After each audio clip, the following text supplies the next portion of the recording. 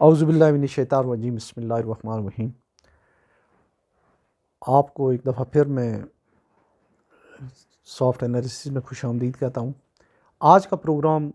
دو انسانی شاہکار اور قدرتی شاہکار دو جو نہریں ہیں، نہر پاناما اور نہر سویز، ان کے بارے میں ہوگا،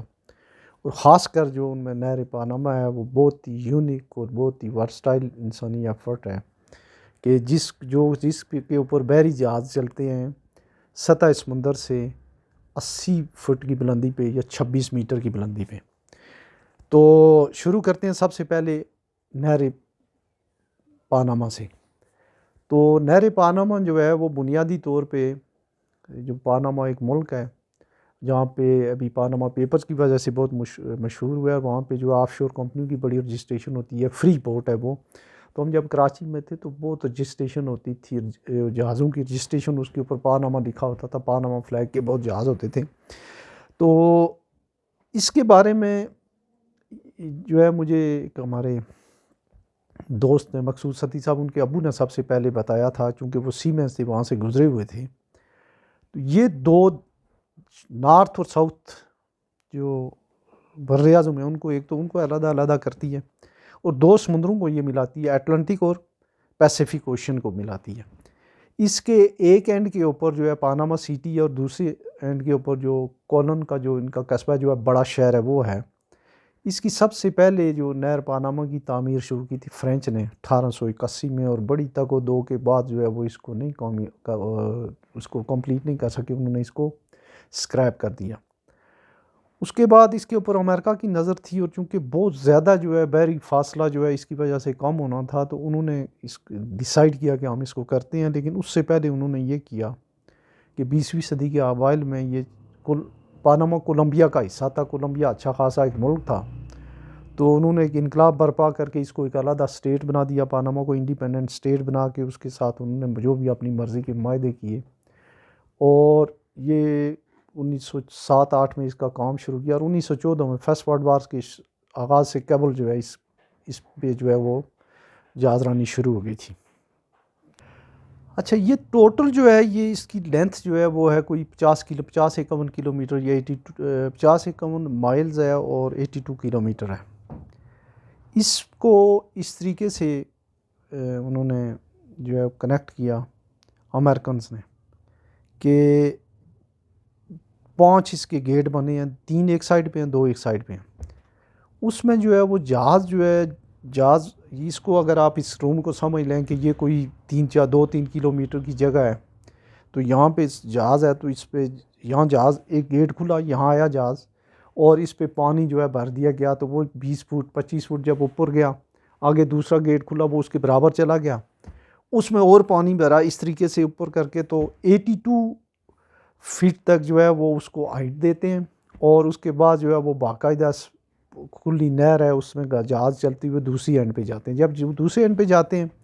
تو بالکل یہ مثال سمجھ لیں کہ جیسے یہ جگہ ہے، یہاں پہ آیا، یہاں سے اب نیچے اتارنا ہے جہاز کو، تو یہاں پہ جہاز کو کھڑا کیا، جہاز جب آیا اس کو وہ کھڑا ہوا،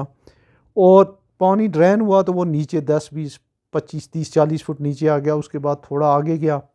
دوسرے اس میں جو ہے وہ گیا، جو ان کے جو باکس ہے یا جو اس کے خانہ ہے اس میں گیا، وہاں گیا، تو وہاں سے اور پانی جب کم ہوا تو وہ سمندر کی تہہ تک پہنچ گیا، تو وہ اس کے بعد وہ وہاں چلنا شروع ہو جاتا ہے۔ لیکن یہ کام اتنا آسان نہیں ہے، اس کے جو ہے بہت بڑے بڑے جو ہیں وہ زبردست قسم کے گیٹ لگے ہوئے ہیں لوہے کے، جو اتنے لاکھوں ٹن جو ہے وہ پانی کو جو ہے اس کو سارتے ہیں، اور اس کے اندر جو ہے وہ جب اس میں پیک ہوتا ہے اور جہاز اوپر اٹھتا جاتا ہے، اور ٹاپ کے اوپر جو نہر ہے، جو زمین کے اوپر جو نہر ہے خشکی کے اوپر، اس کو پانی کہاں سے آتا ہے؟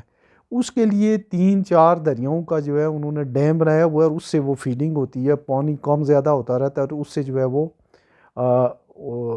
نہر جو ہے وہ آباد رہتی ہے۔ نیچے سے جہاز کو اوپر لے جانے کے لیے پانی جو ہے ان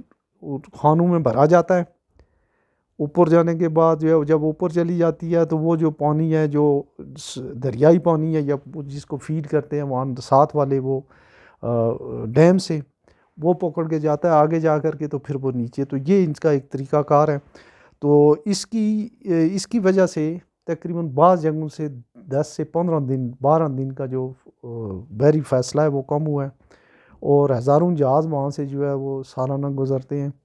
اور یہ پاناما کی ملکیت اور بہت بڑی سورس ہے زر مبادلہ کی، تقریباً $2.75 بلین جو ہے پر ایئر پاناما کی آمدنی ہوتی ہے۔ اس کے علاوہ اور بھی ان کے بزنسز ہیں، لیکن یہ ہے، اور یہ قدرت کا شاہکار ہے، اور انسانی عقل جو ہے اس کو دیکھ کے دنگ رہ جاتی ہے۔ اور اس کو ابھی جو اگر آپ دیکھیں تو یوٹیوب وغیرہ پہ یا ان کے دوسری جو چیزیں ہیں، جو کتابیں ہیں، جو رسائل ہیں، اس میں اس کے بارے میں بڑی لمبی لمبی جو ہے وہ چیزیں جو ہیں وہ موجود ہیں، اور آپ دیکھ سکتے ہیں۔ اس کے مقابلے میں ایک دوسری ہے نہر ہے، اور وہ ہے نہر سویز۔ نہر سویز جو ہے وہ پورٹ سعید، اس کی ایک سائڈ پہ پورٹ سعید ہے اور دوسری سائڈ پہ جو ہے وہ سویز ہے، اور یہ جو ہے مصر میں واقع ہے۔ تو یہ میڈیٹرین کو جو ہے ریڈ سی سے ملاتی ہے، اور یہ بھی دو بر اعظموں کو جو ہے، بر اعظم ایشیا اور بر اعظم افریقہ کو جو ہے یہ علیحدہ علیحدہ کرتی ہیں، درمیان میں ایسے کٹ لگا ہوا ہے، لیکن یہ مختلف ہے اس کی نسبت جو نہر پاناما ہے۔ یہ بالکل دو دریا جو ہے نہر جو ہے جو میڈیٹرین اور ریڈ سی ہیں، ان کو جب انہوں نے نہر کھو دی اور درمیان میں سے بالکل بلاسٹ کر کے جو ہوا، تو وہ دونوں سمندر جو ہے وہ مل گئے، اور وہ جو ہے وہ سمندری نہر ہے۔ اس کی لینتھ بھی جو ہے وہ تقریباً جو ہے وہ اس کی نسبت خاصی زیادہ ہے۔ یہ 100 تقریباً 100 میں اگر اس کا یہ تقریباً اس کی لینتھ ہے 120 میل 193 کلومیٹر ہے، اور یہ شروع ہوئی تھی 1859 میں شروع ہوئی، اور 1869 میں جو ہے یہ کمپلیٹ ہو گئی تھی۔ اور اس کے بعد میں کوئی ڈسپیوٹ بھی ہوئے تھے،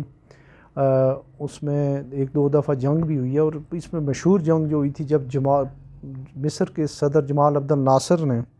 اس کو قومی ملکیت میں لیا، فرانس اور برطانیہ نے حملہ کیا تھا، اور کافی عرصہ یہ بند رہی، اور اس کے بعد آج کل یہ جو ہے یہ مصر ہی کے کنٹرول میں ہے۔ تقریباً جو ہے یہ یورپ کا جو ایشیا کے ساتھ اور افریقہ کے ساتھ جو تجارت ہے، اس کا جو ہے 30 to 40% جو ہے اسی کے ذریعے ہوتا ہے، اور مصر کے لیے یہ آمدنی کا ایک بہت بڑا ذریعہ، تقریباً $9 ارب کی جو ہے وہ سالانہ اس کو مصر کو آمدنی ہوتی ہے۔ تو میں یہاں یہ بتاتا چلوں کہ جو 1956 کی جنگ ہوئی تھی، تو اس میں یہ اقوام متحدہ میں اس کے اوپر ووٹنگ ہوئی تھی، پاکستان نے مصر کے اگینسٹ ووٹ دیا تھا، تو اس کو مصر کے لوگ اب بھی جو ہے وہ کوئی اچھی یا عرب ملک جو ہے، چونکہ ان کے ہیرو اس وقت جو تھے وہ جمال عبد الناصر تھے، اس کے بعد کے اور بھی جو لوگ تھے بعد والے جو عرب نیشنلسٹ ہیں، انہوں نے اس کا برا بنایا تھا، اور بنانا نہیں چاہیے۔ تو آج کا پروگرام اتنا ہی، اللہ حافظ۔